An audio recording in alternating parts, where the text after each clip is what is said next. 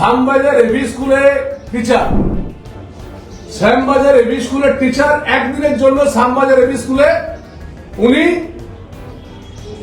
শিক্ষকতা করতে যাননি। দুর্নীতিগ্রস্ত শিক্ষামন্ত্রী এবং দুর্নীতিগ্রস্ত শিক্ষা দপ্তর এবং সুজাতা মণ্ডল চাকরিতে জয়েন না করে চাকরিতে না করেও কি করে বেতন পায়।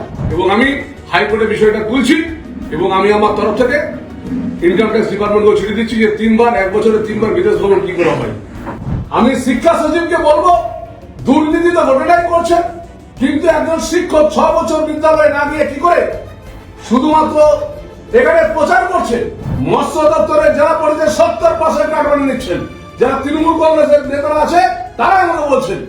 সুজাতা মণ্ডলকে খুব পরিষ্কার করে বলতে চাই যে আপনি সবসময় ব্যক্তিগতভাবে উল্টো পাল্টা কথা বলছেন।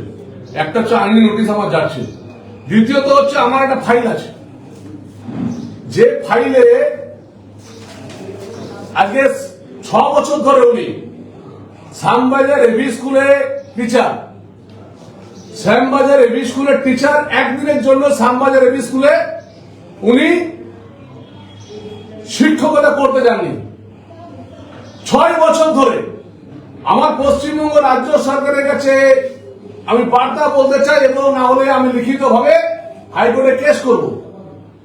6 বছর ধরে উনি শ্যামবাজার এবি স্কুলের একদিনের জন্য উনি প্রেজেন্ট করেননি।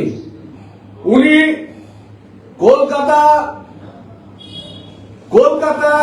যে ডিআই স্কুল আছে কার্তিক মান্নানের সঙ্গে সম্পর্ক রেখে ওখানে না গিয়ে সেখানে তিনি প্রতি মাসে বেতন তুলছেন 6 বছর ধরে। 6 বছর ধরে উনি প্রতি মাসে বেতন পাচ্ছেন। এবং সবচেয়ে লজ্জার বিষয়, যেদিন নমিনেশন করেছেন সেদিনের বেতনও পর্যন্ত ব্যাংকে গিয়েছে, আমার সমস্ত ফাইল আছে। এবং উনি যে নির্বাচনে প্রচার করেছেন স্কুল না গিয়েও সেই বেতন উনি তুলেছেন। এবং তিনি এখানে জেলা পরিষদের সই করে ভাতা নিচ্ছেন, আবার ওখানেও ভাতা নিচ্ছেন। এটা জন্য আমি কন্ডেম করছি।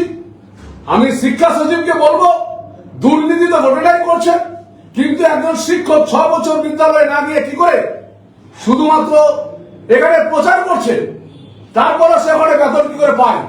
এটা আমাকে পরিষ্কার করে শিক্ষা সচিবকে বলতে হবে, শিক্ষামন্ত্রীকে বলতে হবে। দুর্নীতিগ্রস্ত শিক্ষামন্ত্রী এবং দুর্নীতিগ্রস্ত শিক্ষা দপ্তর এবং সুজাতা মণ্ডল চাকরিতে জয়েন না করে চাকরিতে না করেও কি করে বেতন পায়।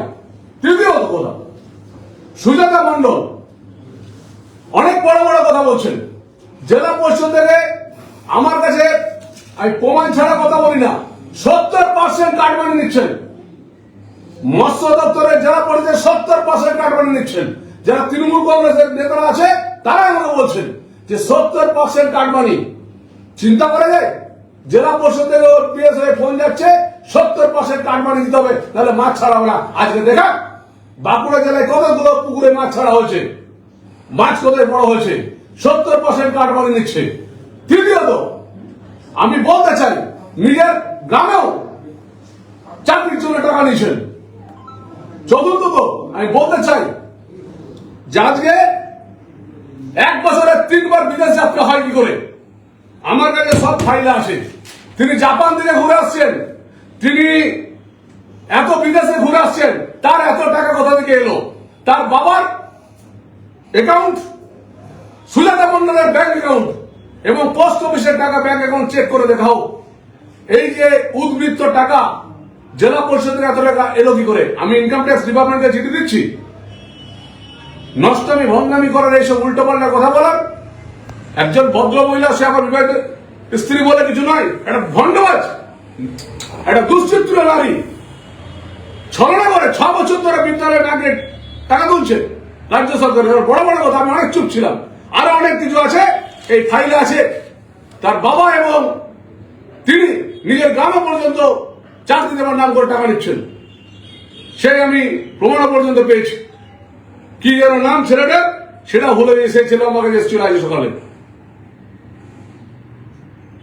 আমি তাই বলি এগুলো তদন্ত করা হোক। শিক্ষা সচিবরা তৃণমূলের নেতা হলেই তিনি বিদ্যালয়ে না গিয়ে বেতন পাবেন। শ্যামবাজারের স্কুলে যান এক দিলে পড়াতে, সেখানে বেতন পাচ্ছেন।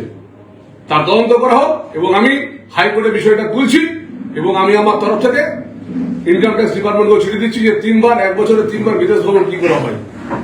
জাপানে গেলে অনেক টাকা লাগে, আমরা তো এমপি, আমরা তো অনেক স্যালারি পাই, আমাদের তো নিজস্ব বিজনেস আছে, কিন্তু তার কোথাও কি আছে সেটা পরিষ্কার ভাবে দেখা যাবে।